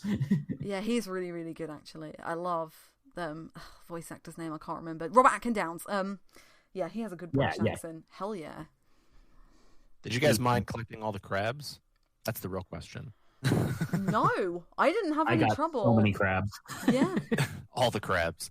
Context. I mean, it was like a good reason to explore that like fort area too. Otherwise, I don't think you would have had like necessarily a reason to make yourself do it. So like, I've seen people complaining about it. Like it's like, oh, you just have to go collect things. But I thought it actually worked in this world as opposed to maybe another one we'll talk about later. Yeah, I didn't really have any problems with it. I think I managed to get all of them in maybe 2.5 hours at least. Yeah, it was, I don't know, I just adored the world, so maybe I'm making excuses, but it was just fun. You get them through various ways. You get them in barrels, you get them underwater, you get them from ship fights, you get them as part of that quest that you have to do at the beginning. There's loads, and there's an infinite amount as well, so it's not like you're ever going to run out. And yeah, I maxed out the ship like pretty quickly, honestly. Yeah, me too. Yeah. Although some of those, even with the maxed out ship, one of those ship fights, like there's a boss one that like appears randomly. That thing is tough. Yeah, that is. Oh yeah, I ran. Me too. First time. I was like, "There's a cutscene for this, which means it's dangerous. I'm going the other way." Their Jack Sparrow impersonator's better in this one. He's so good. It's the same voice actor. Is it? Yeah. Wow. He picked up the slack. Yeah, he's really good. He's literally played Jack Sparrow in every video game Jack Sparrow's ever been in. So, oh, I see. Okay, but he's really, really, really good. Like they also got the guy who played Gibbs to do the voice for Gibbs, so that was cool. Nice. Mm-hmm. Yeah. But yeah, this was just a really fun world for probably my least. Maybe right down there with Arendelle is my least, like the world I was least looking forward to. It completely blew me away and is probably my favorite world in the game, or at least tied with Toy Box. So good on you. I was in love with it. Speaking of worlds that we were looking forward to, or I was looking forward to at least. Yep. Oh my God, can we talk about San Francisco? Yeah. Oh boy, Big Hero 6 writes itself. I love it.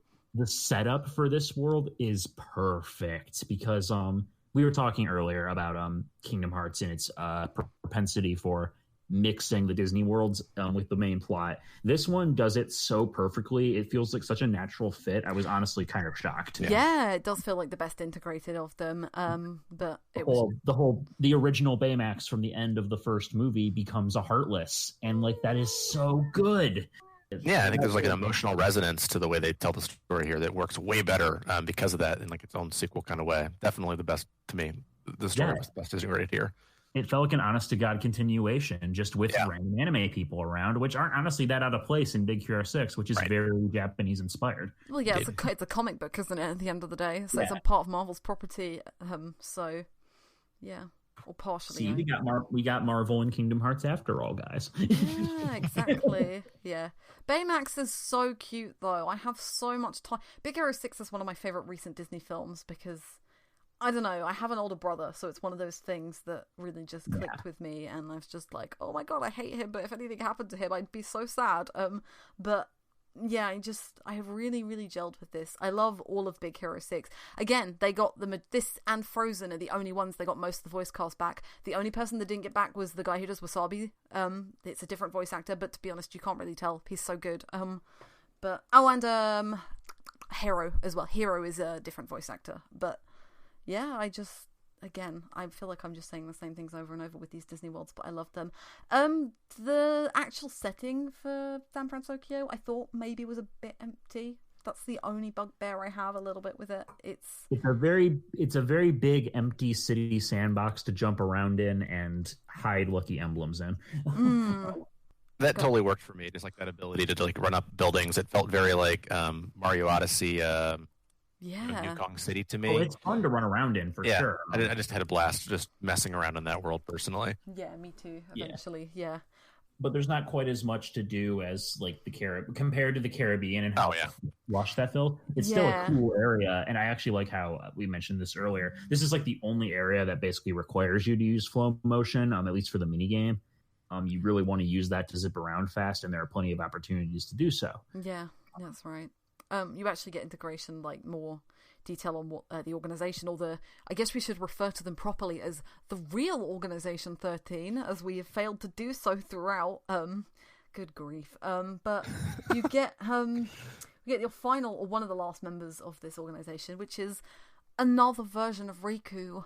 Why is there two Rikus running around? The first time this came out, I had to roll my eyes. I was like, are you kidding? Like, we're going to do this now? You know what, though? I actually kind of liked it. You're allowed to like it. Of course you did, Peter. I know. I'm an easy marker. But no, if we're going to accept that all of the other Xehanorts can come back because time travel, and they're like, Riku was possessed by a form of Xehanort at one point, so I guess he technically counts. And I'm like, okay, sure, fine, whatever. No, you're fine. You're allowed to like it. Plus, I got to see Soul Eater, Riku's little sword from Kingdom Hearts 1 again. So I'm like, that's cute. Yeah, that was cool. Yeah, no, you're allowed to like it. It's fine. It is pretty neat to see. It was just kind of like, oh my God, like, are you kidding? We're going to do this now. We're going to do like alternate versions of alternate versions coming back. Like, seriously. It is peak Kingdom Hearts. I am not denying that. It is. The nanobots being like possessed by Heartless, or at least being a part of Heartless, was really cool because it again gave Hero that emotional connection. Because he was like, no, this is something I've already tried to fix, and it's now not working again. So that being said, I think we're done with all the Disney worlds. So are we ready to get into the absolute mind screw that is this game's climax? We're gonna have to try and keep this redacted, but yeah, we got some meat to get through here. All right. So Nomura, you have 9 games of story worth to tie up in this, and you also wanted to make the Disney worlds as fun and gorgeous and lush and fun to play as they are, which they did. So now we have to tie up all the remaining loose ends at a completely madcap rate. Yeah. The pacing of this version has been the subject of much debate. I personally mostly think it works, or at least I kind of wish some of these moments were given more time to breathe. but I get it, and I'm like, I'm not really that put out by it. What did you guys think about like the deluge of plot points? I mean, it was a little bit much for me by the end, but it built up a lot of goodwill by the Aqua getting rescued from the realm of darkness moment, which was like my favorite Kingdom Hearts moment. Yeah, like, totally. Yeah, right. It was delightful, and the Ventus fight was great, or the Vanitas fight was great, and all the stuff with Ventus. I thought it all it pays off what I think is the best story in Kingdom Hearts, which is Birth by Sleep, in a really good way. And give me Aqua as a protagonist, please. I will play that for a full game, always, forever. Please, Yeah. more Aqua. Yeah. Sorry. I was just gonna mirror really. But yeah, so we didn't mention that Aqua gets turned. She gets defeated in the darkness. So she's in the dark realm. And at one point she gets taken over. She gets Norted, people. But Aqua got Norted. Yeah. And then you have to fight her in a quite cool boss fight, actually. I kind of enjoyed that. She's so cool. And then you get to rescue her. She's on Destiny Islands. Yeah, Aqua is the true MVP in this series.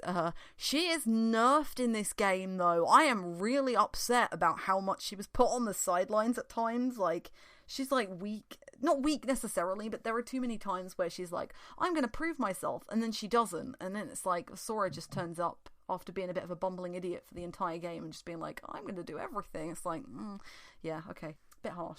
I liked how I don't mind it so much in terms of the scene where you actually play as her, which is one of the coolest moments in the game. Yeah, I love that. My favorite boss fight. Yes. You save her. She rebuilds the land of departure. Goes to wake Ventus up. Vanitas shows up to cause trouble, as Vanitas is wont to do, and she is just like, "No, I've had enough of your crap." And all of a sudden, you're playing as Aqua, and it's it's really cool. She does get her moment there, definitely. I loved that. Yeah, and I mean, she does like get like in the cutscene afterwards. She does technically like lose the fight, but it's like at the same time, it's like she loses because she tries to protect Ven, and that's very in character for Aqua because she's kind of the team mom. She is, yeah, totally. So I'm not too put out. I like she also gets her ass beat by Ansem, Seeker of Darkness, comes by to pick up Ansem the Wise. And I guess Aqua's Keyblade got broken while she was trapped in the realm of darkness. I feel like that happened off screen because I don't remember it happening, but I guess that's why she doesn't have one. But she 1v1s Terra, the Guardian, which later turns out to be Terra. Yeah, with Eriquis's Keyblade as well. Yeah, and it's pretty sick. It's a pretty powerful moment. Yeah, the Wayfinder trio and their resolution is probably one of my favorite moments in the game, just because I'm so attached. Birth by Sleep is my favorite game in the series, so it just brings a really, really nice conclusion to it. Also, can I just like confirm, because I found this really funny, the power of waking is asleep in Sora, right? Because this just tickles me, like. To wake we went on this whole journey to get the power of waking, and as it turns out, I mean, you were already able to do this. You just had to kind of not suck.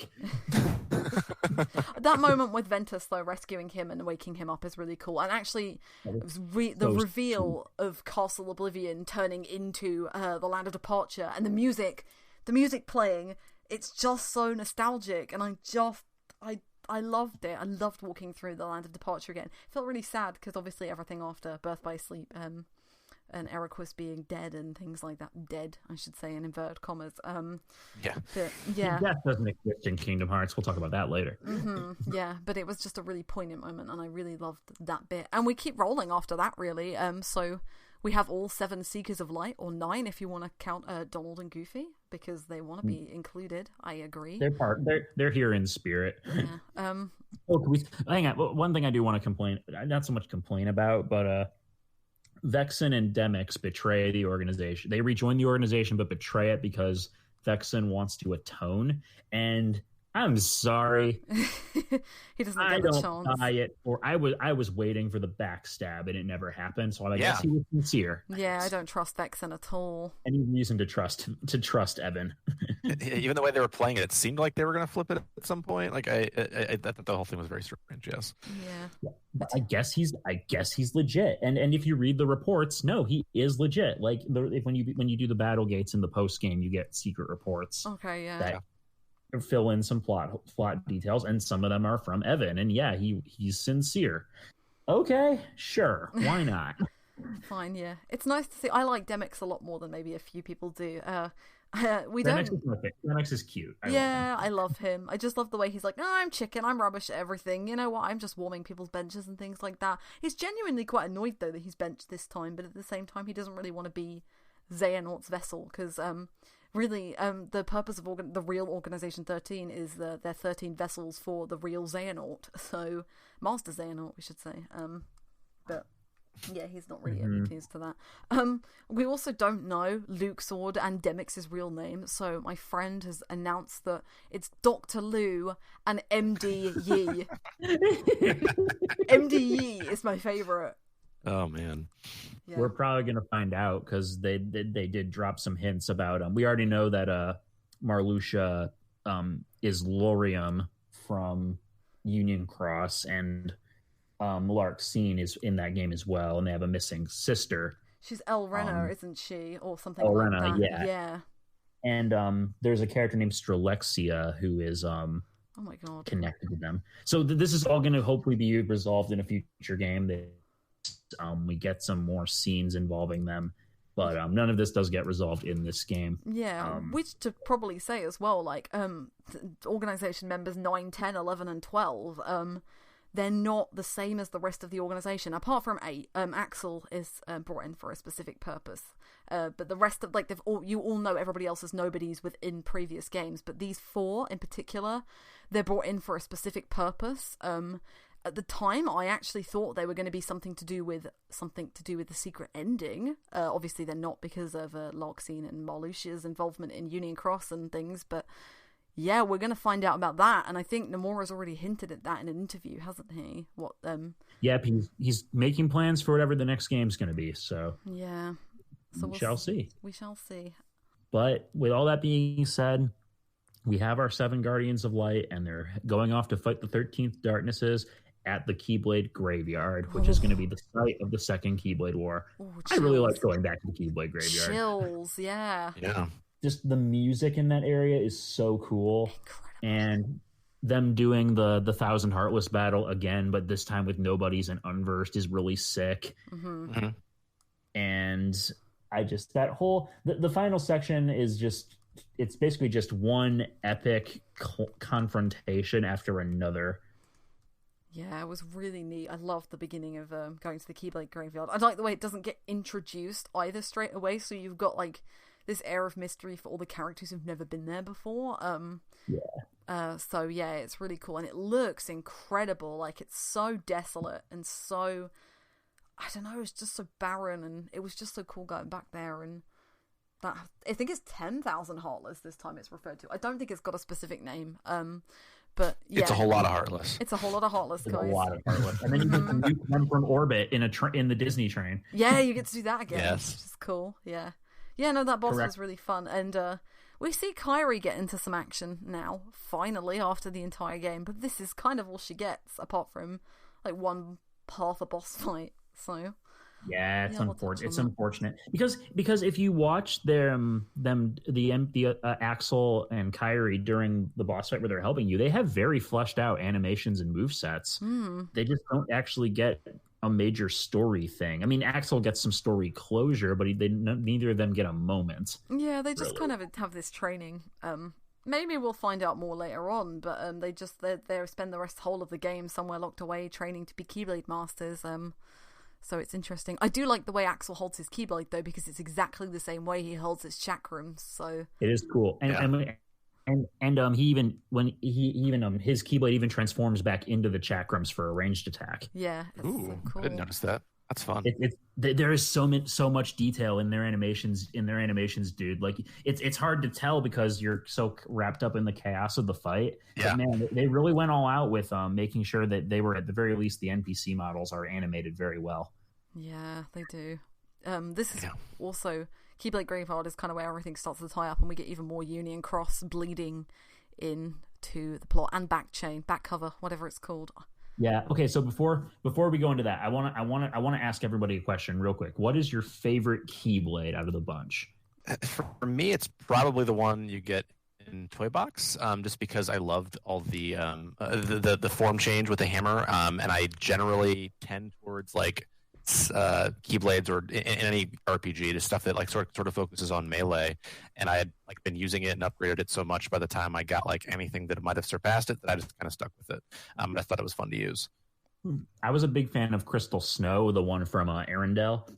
Mostly just for its design. I thought it a version of Elsa's Palace in Keyblade form was cool. Yeah, I like that one. Captain Obvious over here really, really likes... oh, God, what's it called? Why is my brain forgotten what it's called? Oh, God. I like the Keyblade. Wheel of Fate. Wheel of Fate, thank you very much. Captain Obvious likes the Pirate Keyblade. But I love it because... it looks really cool, and also it's OP as crap. We've also referred to it. The form transformation is a Final Fantasy reference. It's a reference to any of the Highwind spear wielders in the Final Fantasy series, and all of the moves related to it are all jump-related moves, and I am here for that all day. Spears and pirates, two of my favorite things ever, and they're together. It's favorite things in RPGs. I should just point out, like, I don't like real pirates, and I don't like spears. They're sharp. Yeah, I also really like... We've all seen your collection, don't worry. Oh, God. When did you get a flight over? Yeah, a spear, a spear, and spear. Shout out as well to Ever After, which is the Corona Keyblade from Tangle, the Tangled Keyblade. Holy hell, if you upgrade that, you are, like, if you get the full Thundaja spell, you basically take off 3 health bars off a boss. It is the scariest thing ever, but it's so fun. Oh my God, Ever After is Sora's wisdom form on crack. It's is insane. Fun. Yeah, I love the transformation for that one as well. And the Happy Gear's cool, which is the Monstropolis one with the yo-yos. I mean, if you take the effort to get it, the Ultima weapon is probably the most overpowered it's ever been. The shot lock is essentially a field nuke. Just the final attack combo for its thing is just, it's raining swords, people. Wow. Yeah, I really want to get it. It looks really cool. Okay, so Sora dies. Yeah. After the Ephraima stuff. Ephema? No, this is before. God. Yeah, I get really confused at this bit. Because the Ephraima stuff's actually what saves you when you come back, right? Ephema, yeah, it is. Yeah, Sora dies. Everyone dies. Everyone dies because they run into Xehanort, who is the last member of the organization. He roundly defeats them, and all of a sudden, a giant tornado of Heartless sucks everyone up, and they lose the Keyblade War.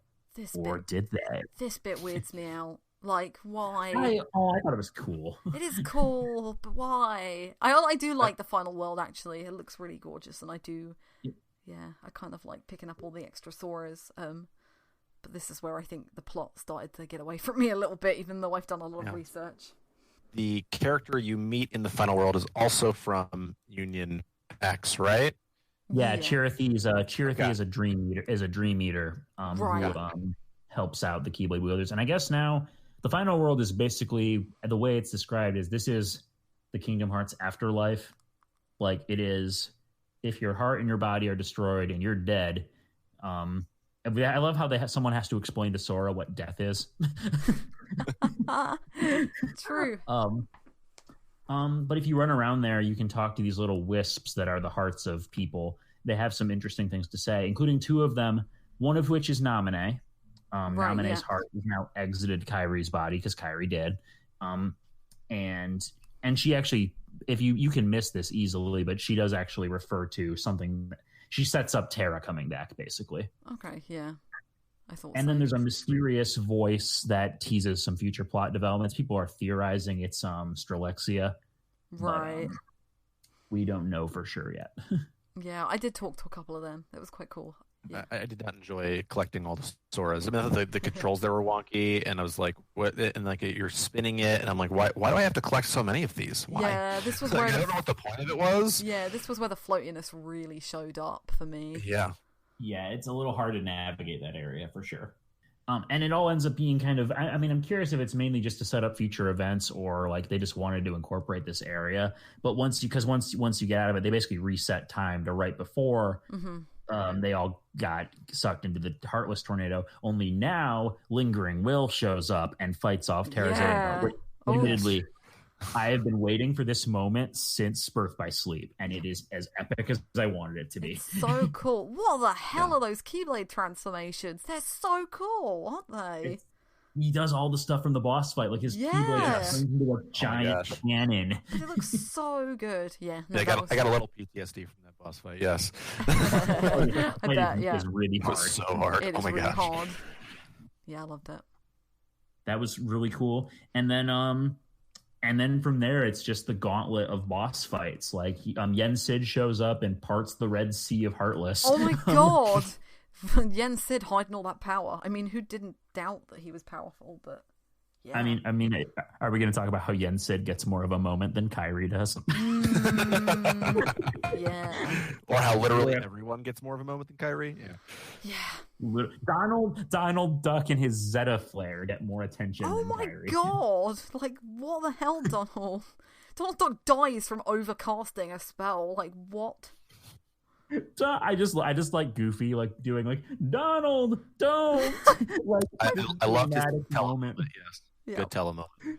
Donald, you spent all these years not healing me. You were holding out on me.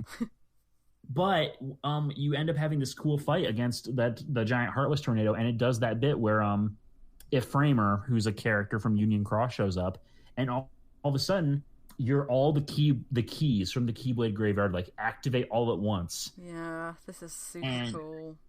And you're riding this wave of Keyblades, and it's showing all the names of the people who I think there was an in-game event or something in Union Cross, and it's showing all their usernames. Right. And it's like I know it's kind of an out there moment, but it's also at the same time it's really cool fan service. Well, that's that's like the end of a certain other game by Square Enix, where if you Nier Automata. Yes, yeah. Well, this is a spoiler cast, but yeah, why not? It's 2 years old now.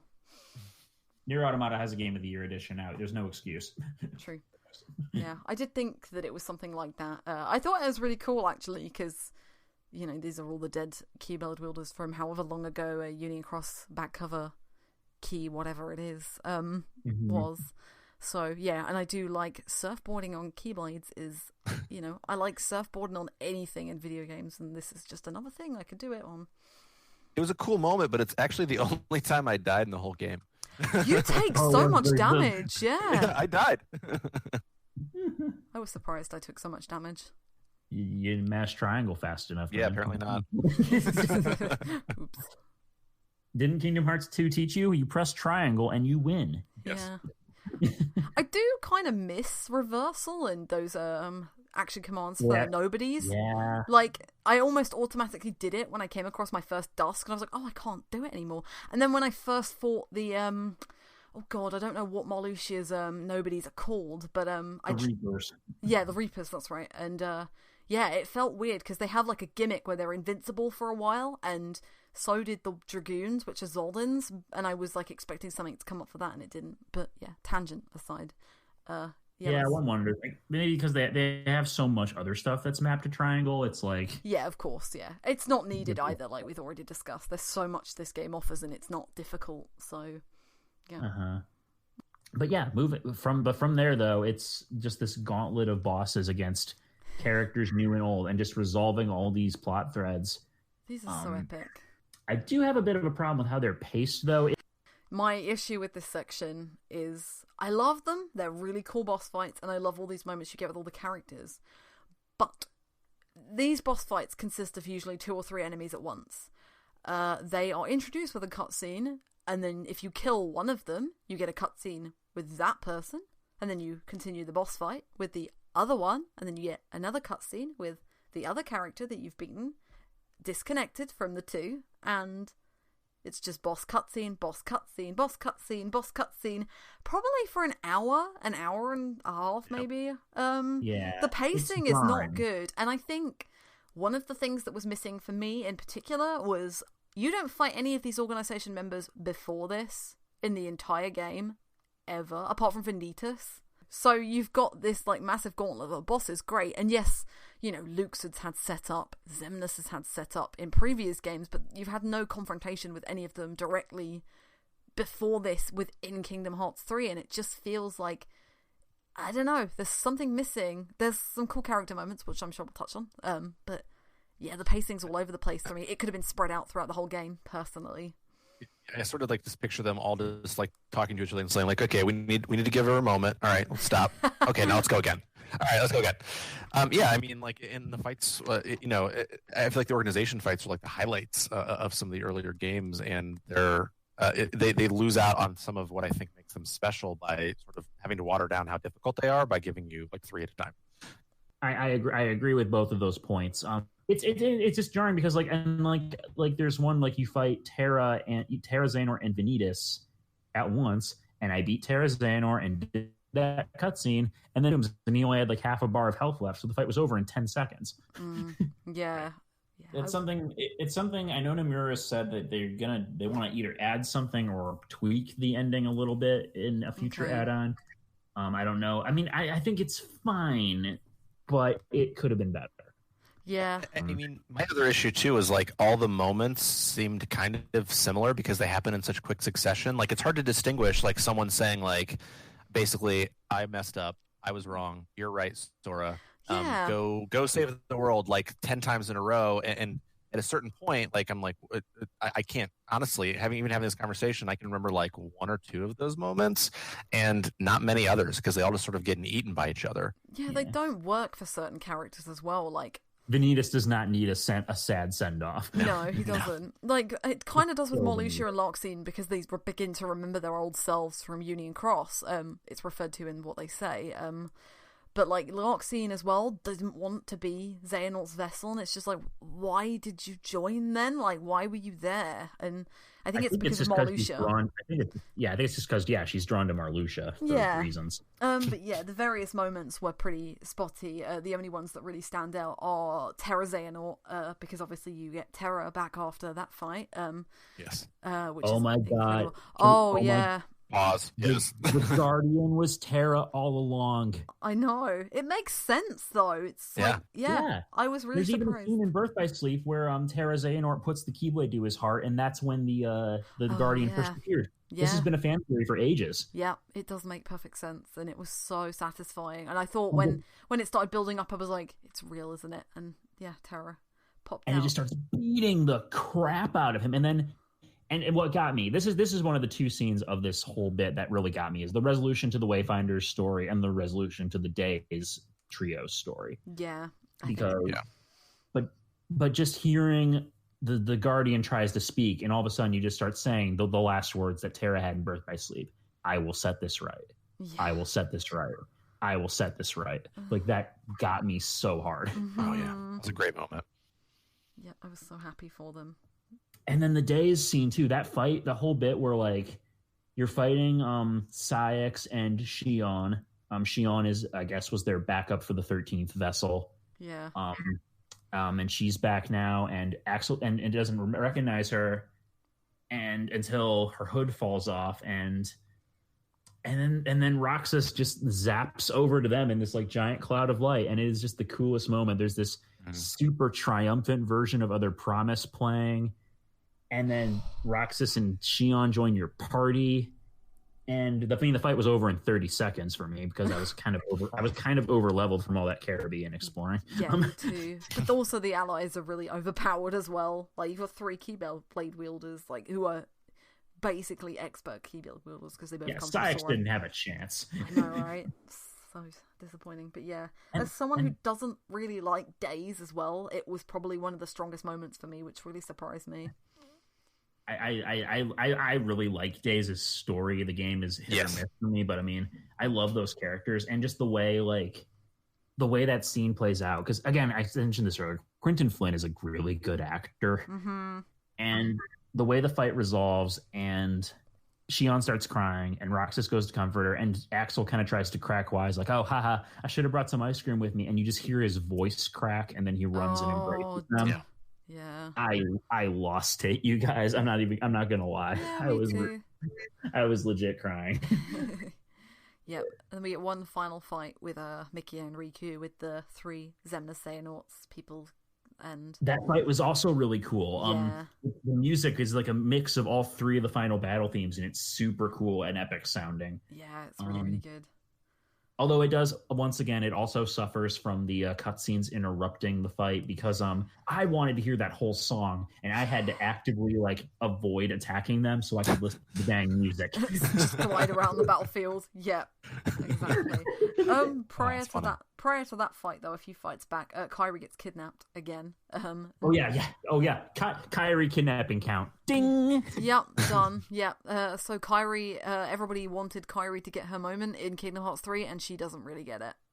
Well, no, she gets her moment. Her moment is she gets murdered by Xehanort to motivate Sora, which is the lamest thing they could have ever come up with. I think so too. I was really a bit disappointed with that.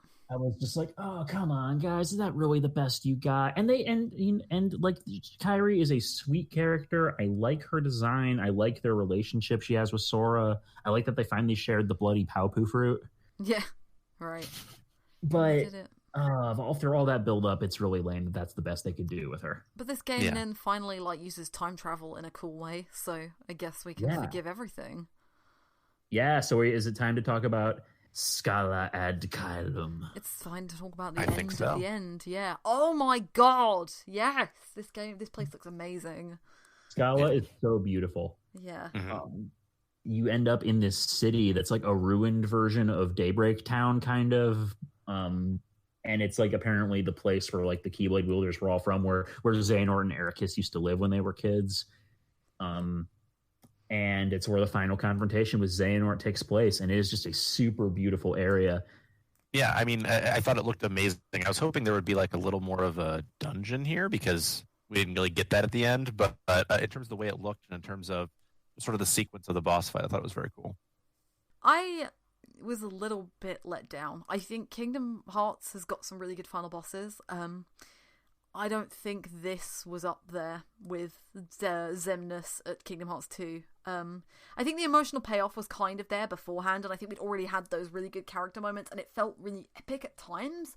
Like with, I think the second phase in particular, where Xehanort had all the armor on, was really cool, where he kept flipping Scarlet ad Caelum around, and you were on the underwater side, which is the damage we're in Daybreak Town.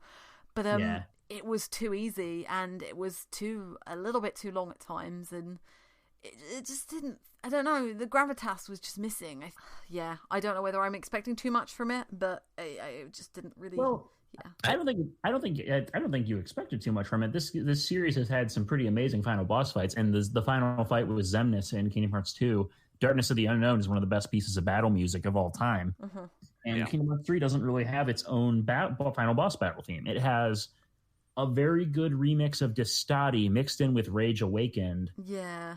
It's not a bad song, but it's also a song that we associate with Lingering Will.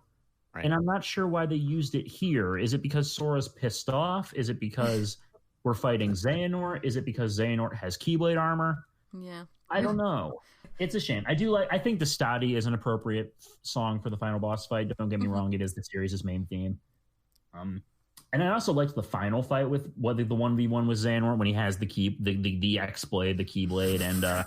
in Birth by Sleep, when they didn't have... Because they didn't really differentiate the X in X Keyblade as much as they do in more recent games. I would read it as X-Blade, and I'm like, what does it mean? Why is this saying key and not X? Is there a translation issue? Is the text not right? No, it's the Keyblade. It's a symbol, and it still makes me laugh to this day. Yeah. It still makes me laugh. It's weird. It is a very strange decision. I do like the fake game over though, and how Donald land the final blow. That is very fitting as an end to this journey. That was fun. Yeah, it was incredible. Not a terrible final boss fight, but it is definitely no final Xemnas for sure. No. Yeah, I mean, I think I was just like, it was just the cutscene boss thing. Like I just needed I needed a dungeon there. I think that would have helped me a lot, actually. And I know why they didn't do it, because we're already talking 6 hours here for the end game. But it was just, at that point, it was like, oh my gosh, okay. One more character, they have to get resolved in like a 2-hour period of time. And I think that was part of the issue for me. Yeah, it is a very cluttered and hectic end game. And I get it, but at the same time, I would have liked to explore Scala a little bit more, because it's such a unique place. And I think they did intend to. There was some early gameplay footage from way back, like before they switched engines back, maybe that has something to do with it, and I don't know. Maybe, yeah. But maybe we should mention that this is like obviously at the end of the game, and that Xehanort gets a redemption scene, and I'm not comfortable with it at all. I'm not here for it. No, I don't understand why he gets it. Okay, so like Eriquus has been hiding inside Terra for the entirety of the time, because why not? He's not dead like nobody else. I love Eriquus. He's awesome. I like that Mark Hamill came back. Yeah, exactly. Me too. Best voice actor in the game. Yes. Yep, easily. But yeah, like Xehanort didn't. He like at what point does he get remorse? I don't understand where he goes from like wanting to destroy and fix the world to okay, you won, you're good. And it's like there was no transition. Like he just went 100 to 0 in like a flat second, and I was just. I do think that what they were going for is that he's some kind of well-intentioned extremist that went off the deep end, like because they do show him and Ericus as friends, and they had always hinted at they had a falling out. Yeah, no, exactly. I get that, but like not at any point in the other games has he given any other sympathetic moment. No, it's not. So it is very sudden, and I do kind of like how Ericus is like, okay, old friend, let's go. This is it's over. It would have been cool to see them fight or something. Actually, like I'm not sure that I buy that moment of forgiveness either. If you really consider just the depth of how horrible everything he's done for literally 9 games, he was gonna commit genocide. I know. I don't think he deserves like a let's walk away, old friend. You made a couple mistakes that were horrific, but it's cool, man. I don't buy that at all. I'm sorry. You possessed one of my students and started this whole ages-long second Keyblade War. There is literal blood on your hands, and no, it's cool. We good. Yeah. But it's okay because Kyrie's still dead, and then Sora uses the power of awakening to follow.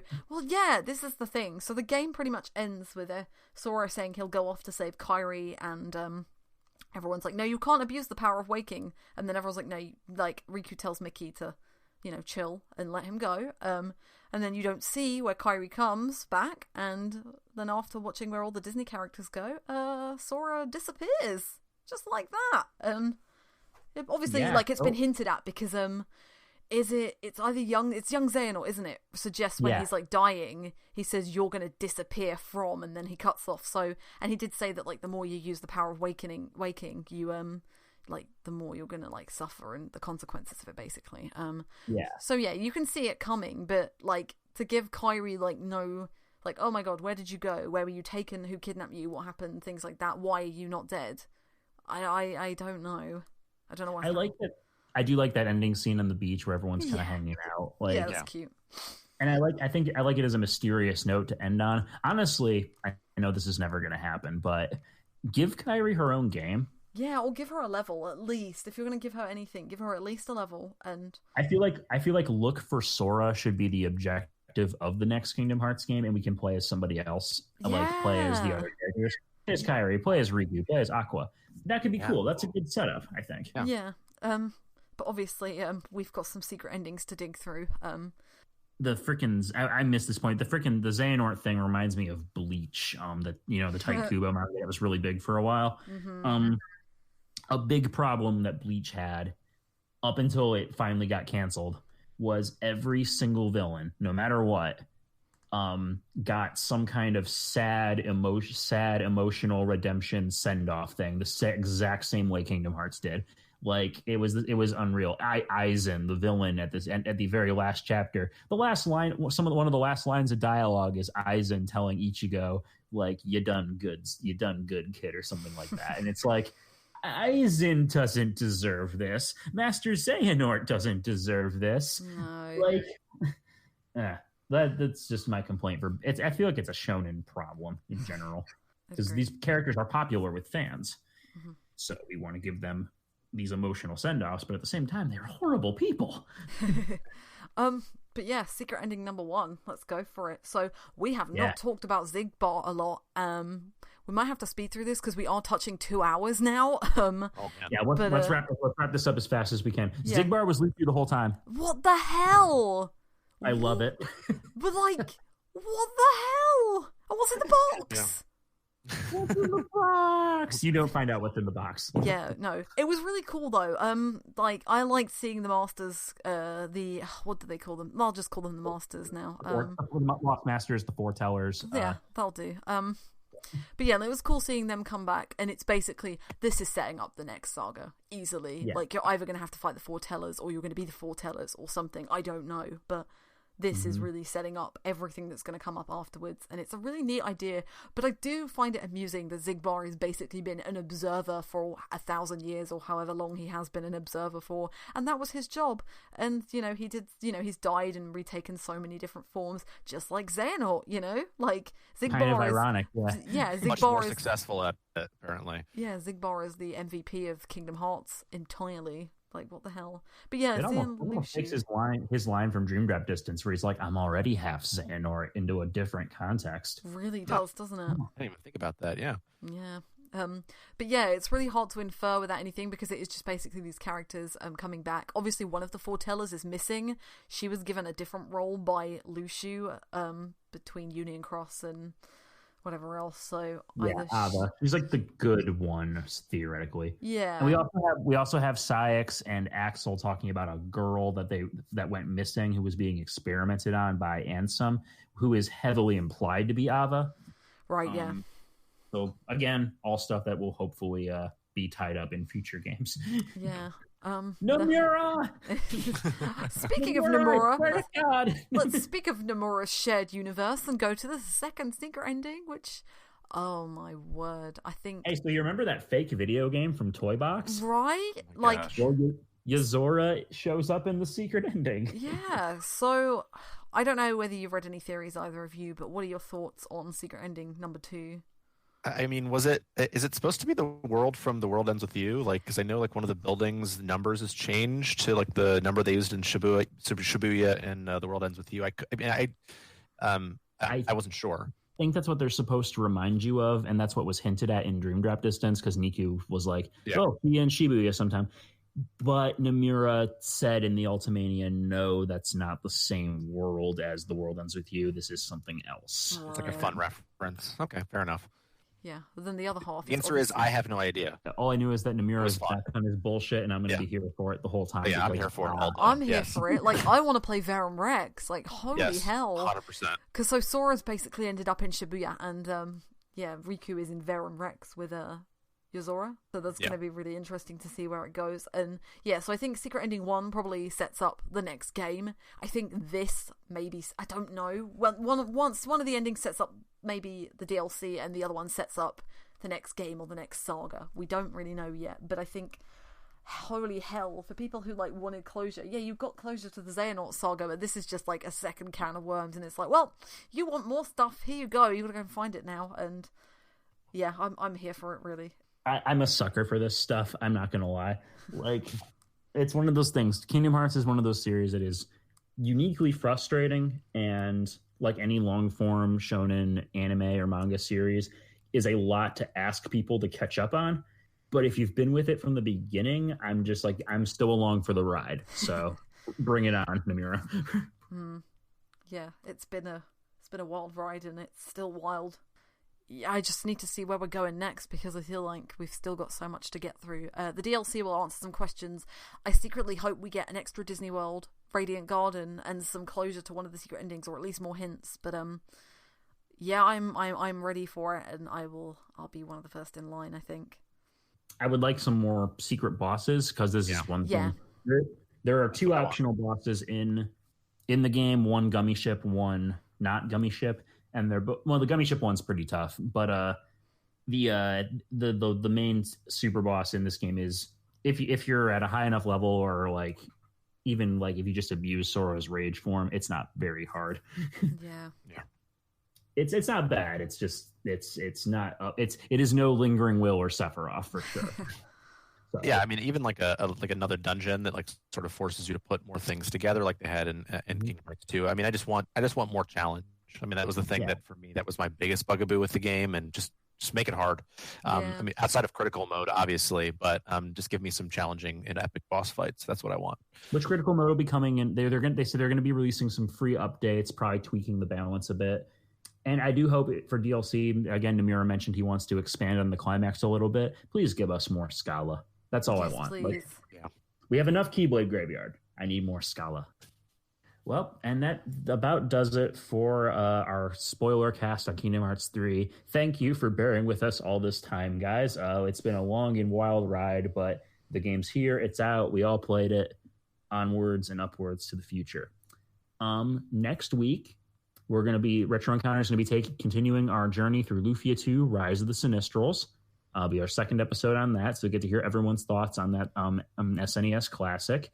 In April, we're going to be doing some episodes on Ys, the Oath in Felghana. Yeah, it's a very popular entry in the Ys series. I know a lot of people on staff really love it, so I'm really excited to hear what their thoughts on that. I know the people who are signed up for that are very excited. Coming up, we're getting a discussion on RPG classes and jobs too, so that's going to be a fun one. I think I was on that one actually. I think so. Yeah, it's sometimes I get these episodes mixed up, but yeah, so that'll be fun. So look forward to talking about that one. If you want to get a hold of the podcast, we love to hear your feedback. You can always email us retro@rpgfan.com. You can find RPG Fan on Facebook, Twitter, Instagram, Discord. We have an old forum, but it's dead, so maybe don't go there. But whatever, you can find us just about anywhere. And be sure to listen to our sister podcasts, Random Encounter, obviously, hosted right now by the indelible Greg Delmage, and Rhythm Encounter, Its Day May Come One Day. Review us on iTunes, Google Play, wherever podcast listening venue you have, because we love feedback. Subscribe, get more episodes as they come out, and we love you for listening, and we appreciate you guys tuning in and listening to us ramble about video games. For social media, Alana, where can we find you? Well, the best place to find me is probably Twitter. I am at Alana Hagues on there. If you're on part of the RPG Fan Discord, if you're ping at Diving Falcons, that's me. If you also want to email me as part of any other RPG Fan stuff, it is alanah@rpgfan.com, but any of those is good, and always love to hear from you. And Zach, what about you? Where can we find you? So I'm Zach W on Discord, and also ZachW@rpgfan.com. And as for me, you can find me at I Have Fury on Twitter. You can also email me, PeterT@rpgfan.com. And that about does it for our spoiler cast on Kingdom Hearts 3, guys. For myself, for Alana, for Zach, good night, good luck, and may your heart be your guiding key.